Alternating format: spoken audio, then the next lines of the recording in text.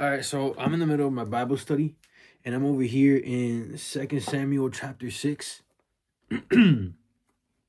And Uzzah puts his hand out, and I have my Septuagint as well. Make sure you have one of those when you make sure you have one of these while you're reading, right? And so when I have that there, right, I'm looking at it and I said, okay, so Uzzah has his hand out, and while Uzzah has his hand out, he's trying to make sure that the ark doesn't, accidentally fall over.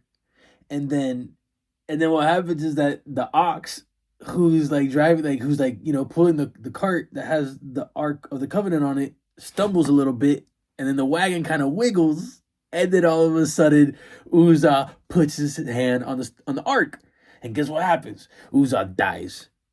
And then David is all boo-hoo and says, you killed my friend. I don't like this. You know what? I'm leaving this ark with this person over here, right? Okay, so he left the ark with some guy.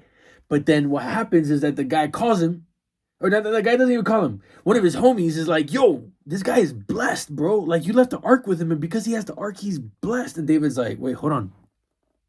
Let me go get that ark real quick. He goes and gets the ark. It says here, 2 Samuel 6, chapter 12. And it was told King David, the Lord has blessed the household of Obed-Edom and all that belongs to him because the ark of God. So David went and brought up the ark of God from the house of Obed-Edom in the city of David with rejoicing. So the moment some other homie starts catching a blessing, he's like, wait, hold on, time out. So what does that come around to? So like God, like straight up, you will be on your way to doing what God has you to do, and then be like, I don't like the way this turned out. So you know what? I'm gonna walk away, or I'm gonna do this, or I'm gonna do my thing. I'm gonna do my thing. And so you leave it there. And then all of a sudden you see blessings over there, and you're like, wait a second.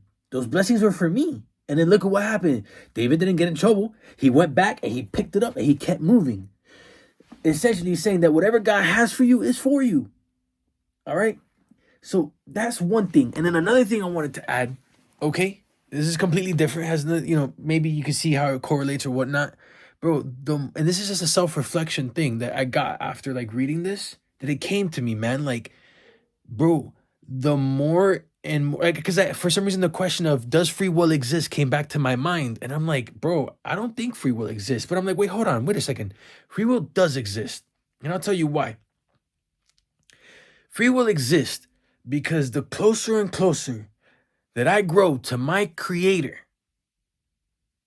the stronger my relationship is with my creator, the more I want to sacrifice my free will for God's will. So free will has to exist because I am trying to give it up left and right for whatever God has for me, because I know that's a lot better than whatever I think I might have for myself. All right? I just want to share that with y'all. God bless y'all. I love y'all, man. Read your Bible to your peers. Bye.